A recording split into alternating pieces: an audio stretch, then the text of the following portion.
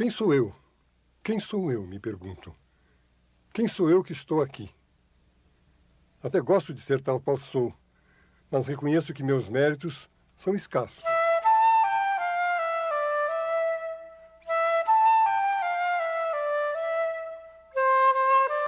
Minhas mãos, inúteis para fazimentos, só servem para escrever e acariciar. Quem sou eu? Às vezes me comparo com as cobras. Não por venenoso, mas porque eu e elas mudamos de pele de vez em quando. Usei muitas peles nesta minha vida, e é delas que vou falar hoje.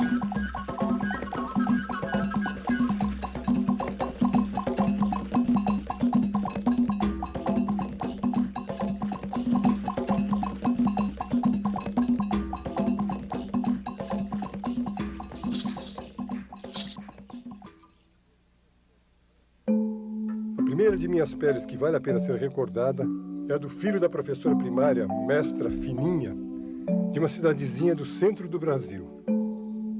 Eu nasci numa cidade pequena de Minas. Então era o melhor lugar do mundo para você ser criança. Mas a gente vivia na rua, tomando conta da cidade, mandando em tudo, fazendo doidura. E todo mundo tomando conta de nós. E nós tomando conta de todo mundo. E eu tive a felicidade de perder meu pai. Com 3 anos de idade eu fiquei órfão. E foi ótimo, porque um pai mandador, gritador, puxador de orelha, é uma coisa horrível para suportar. Eu fiquei um homem livre de não ter tido pai e não ter filho. Eu não fui domesticado e nunca domestiquei ninguém.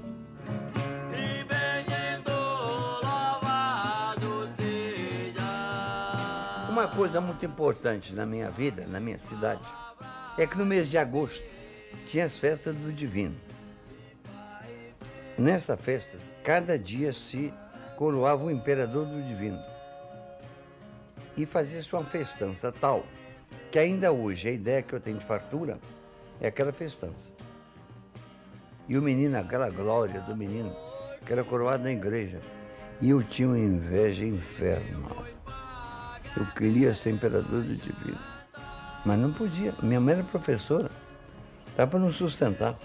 Mas sustentar a cidade, matar bois, para aqueles famintos todos, não podia.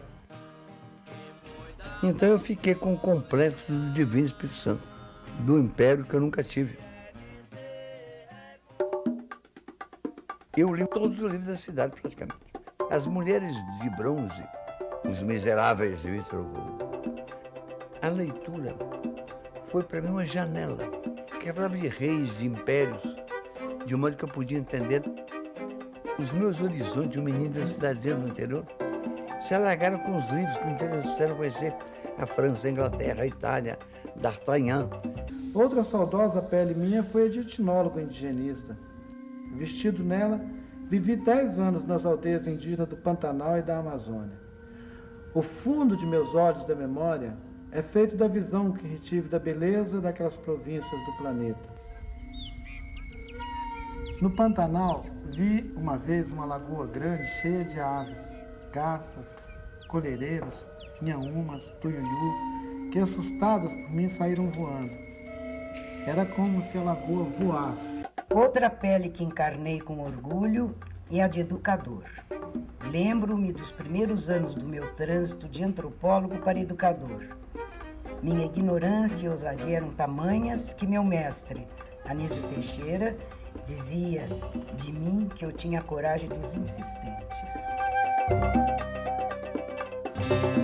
O Anísio dizia que eu era provavelmente um imbecil, porque tratando 0,02% da população brasileira, em vez de tratar dela toda, só podia ser um imbecil. Diziam que era intelectual competente, perdendo do tempo. E eu estava querendo ser Rondon, um Anchieta de farda, o que era uma bobagem.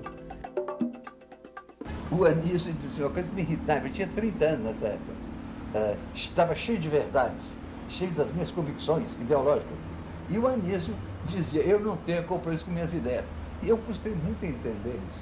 Não ter compromisso com suas ideias significava, afinal eu entendi, ter compromisso com a verdade. Você só pode ser fiel à verdade se você está aberto para rever. Mas se você está cheio de certeza, vomitando sua certeza, você não verá a verdade nunca. Eu gostei muito de entender essa delicadeza do pensamento do Anísio. Nós nos amamos a vida inteira, nos identificamos muito um com o outro. Eu passei a ser o principal discípulo e o principal colaborador de Anísio. Eu tive então que entrar na educação. Primeiro trabalhando com Anísio, como segundo de Anísio, na defesa de uma escola pública honesta e boa, que era a nossa tese, contra a posição de Dom Helder Câmara e de Carlos Lacerda, que defendia uma escola privatista, que o dia da educação fosse dado para a escola privada. Era um antagonismo muito sério. Eu conheci uma dona boa lá em Cascadura, grande criatura, mas não sabe ler e nem tampouco escrever, mas ela é bonitona, bem feita de corpo e cheia da nota, mas escreve gato com J, escreve saudade com C pra você ver. Ela me disse outro dia que tava doente, sofrendo do estrondo, eu levei um tombo, caí durinho pra trás, isso assim já é demais. Ela diz Aribu, arioplano e motocicleta, que adora feijoada completa, errada demais. Vi uma letra O bordada em sua blusa, eu disse é agora. Eu perguntei seu nome, ela me disse Aurora, sou filha do marceneiro. Oi, o meu tem 3 filhas. Uma coisa, não. A gente vai pegar todas as bandeiras. Uma criança que não seja submetida ao processo educacional, ela não chega a ser ser humano. Ela se humaniza na medida que aprende a língua de sua comunidade. E com a língua, a denominação de todas as coisas. E também as atitudes, a gostar do seu povo e desgostar, mais ou menos, dos outros povos. A saber fazer os artesanatos ou as peças tecnológicas muito altas de sua sociedade. Então, preparar as pessoas para serem membros de sua sociedade, cidadãos de sua sociedade, herdeiros do patrimônio de saber de sua sociedade, essa é a tarefa da educação. E aqui? O que será que a gente vai fazer? Ah, o diagrama de árvore, não é? Aqui todos os quadrados, azuis, vermelhos. A educação brasileira vai muito mal. É uma lástima que no mundo que já está interconectado com a internet, que essa coisa prodigiosa, a coisa mais importante que aconteceu na história humana, depois da fala, depois da escritura, depois da tipografia, produtora de livros, foi essa internet, esse sistema prodigioso que junta todas as informações, tudo que o homem sabe, em máquinas e que são acessíveis por qualquer pessoa.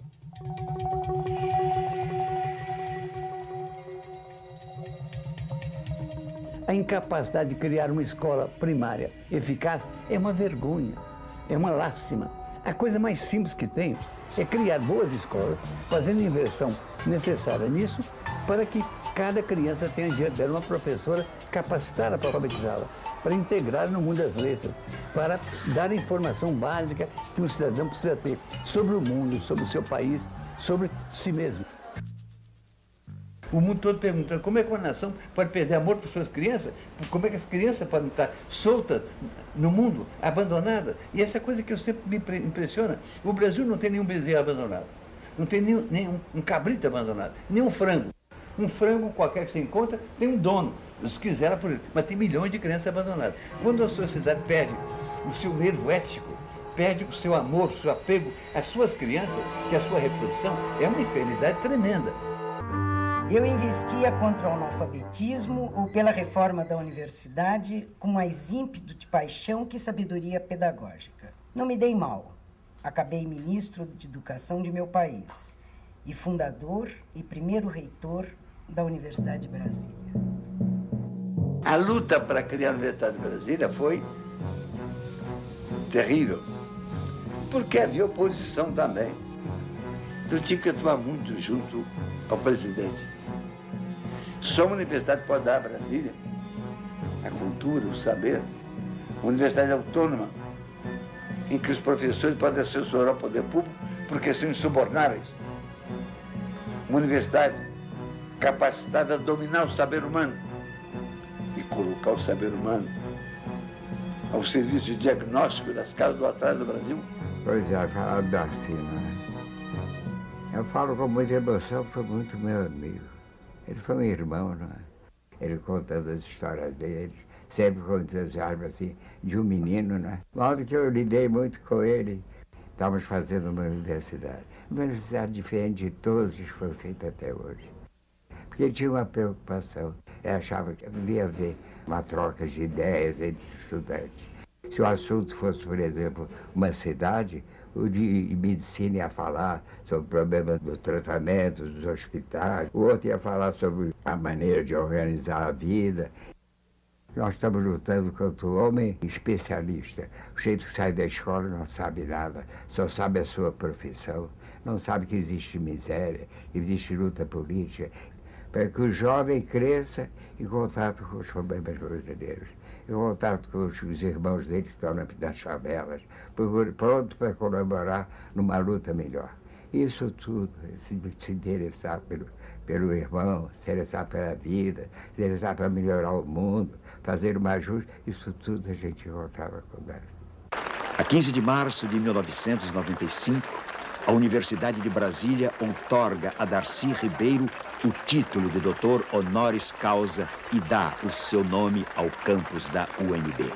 O ato é uma espécie de despedida do grande guerreiro já atingido mortalmente pela doença que o abaterá meses depois. Queridos amigos, queridíssimas amigas, estou ficando um velho frouxo. Vocês sabem que eu quase chorei quando vi o hino nacional? O hino nacional aqui, nesse ambiente dessa minha universidade, que foi tão perseguida, me tocou.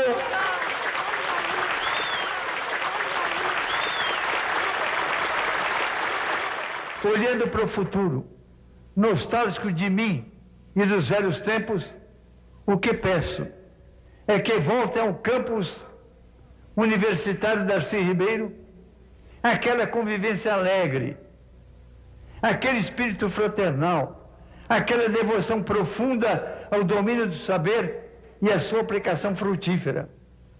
Éramos uns brasileiros apaixonados pelo Brasil, prontos a refazê-lo como um projeto próprio que fosse a expressão da vontade dos brasileiros. Eles acreditavam que fôssemos perigosos. Gosto de pensar que éramos mesmo.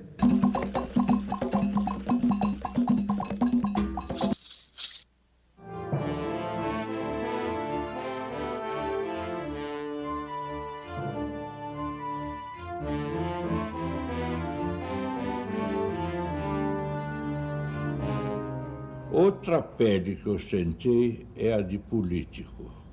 Sempre fui, em toda a minha vida adulta, um cidadão ciente de mim mesmo, como um ser dotado de direitos e de deveres.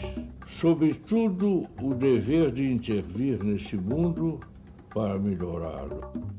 Eu me lembro do governo do Jango como um tempo de grande euforia. Era uma beleza o que ocorria no setor das artes, da música popular, do cinema. Tudo florescia no Brasil. E nós todos estávamos cheios de entusiasmo. Todos acreditavam, com otimismo, que o Brasil ia dar certo. A juventude também estava muito identificada com o país, achando que ia dar certo, que o Brasil ia dar um grande passo. O governo Jango também teve incorporado alguns dos melhores intelectuais brasileiros. Eram poucas pessoas que estavam chamados para posições de poder, pessoas com a visão moderna, com a visão de esquerda, pessoas marcadas por um sentido de nacionalidade, de patriotismo, de vontade de fazer esse país dar certo. Por exemplo, o CPC da UNE, os grupos de estudantes que saíam fazendo teatro ou fazendo alfabetização pelo método Paulo Freire, pelo país afora, isso nas cidades do interior, tudo se sentia a efervescência de um país que assume a si mesmo e se assume com alegria para se cumprir. Uma lástima que aquela coisa tenha sido quebrada pela brutalidade de uma ditadura que caiu sobre o país como um manto assim de reacionarismo, de regressão, de tortura, de repressão. O golpe militar, pelo caráter reacionário dele, ele afetou todas as universidades brasileiras, ele quebrou a criatividade cultural brasileira.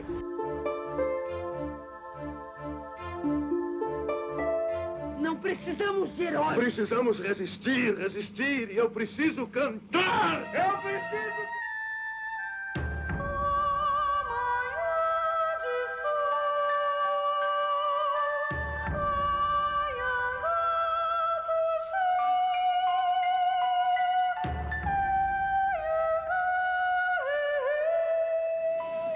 uma vez. Eu não vou esquecer nunca. Glauber passou a manhã abraçado comigo, chorando. Chorando convulsivamente. O Glauber chorava as crianças com fome. O Glauber chorava esse país que não deu certo. O Glauber chorava a brutalidade. O Glauber chorava a estupidez, a mediocridade, a tortura. Fica de Glauber para nós a herança de sua indignação. Ele foi o mais indignado de nós. Indignado com o mundo tal qual é, assim. Indignado, porque mais que nós também, Glauber podia ver o mundo que podia ser, que vai ser, Glauber, que há de ser. De volta do exílio, retomei minhas peles todas. A salvação dos índios, a educação popular, a universidade necessária, o desenvolvimento nacional, a democracia, a liberdade. Mas em todos esses anos, me ocupei principalmente da educação. O CIEP é a escola do mundo civilizado. No mundo inteiro só há CIEP. O Brasil que inventou essa bobagem, que é a escola de 2 turnos, 3 turnos, 4 turnos. Como as cidades cresceram muito, em vez de fazer mais escola, começaram a fazer turno. E chegou um ponto em que mesmo em São Paulo tem uma escola com 5 turnos. A criança não pode aprender. O CIEP é a volta àquela escola só para aquele grupo de alunos em que eles entram de manhã, comem o almoço lá e ficam o dia inteiro até de tarde. É a escola indispensável, sobretudo para aquelas camadas da população que não tiveram escolaridade. Quem vem de uma família que usa material didático em casa, que lê, que estuda, que conversa sobre leitura, o menino já chega prontinho para ser alfabetizado. De fato, esse menino nem precisa de escola. Sozinho ele aprenderia. Quem precisa muito de escola, e só pode ter solução para ele no CIEP, é aquele que vem de uma família que ainda não estudou, que necessita de mais atenção. É a escola do mundo civilizado. Os bobos pensam que eu inventei CIEP. É bobagem, não deixa eu repetir isso não.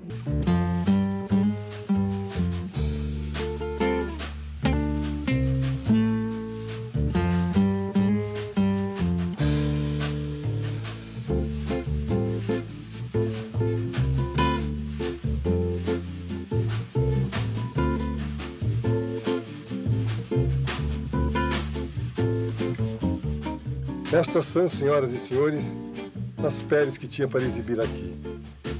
Em todas, em cada uma delas, me exerci sempre igual a mim, mas também variando sempre. Apesar de todos os amargores, gosto muito de ter vivido a vida que vivi. E guardo no fundo do peito a esperança de que meus fazimentos maiores não estejam no passado, mas no futuro. O que nós todos queremos?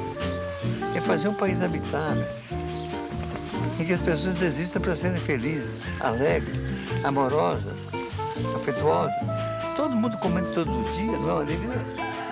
Não é um absurdo num país tão grande, tão cheio de verde, ter tanta gente com fome?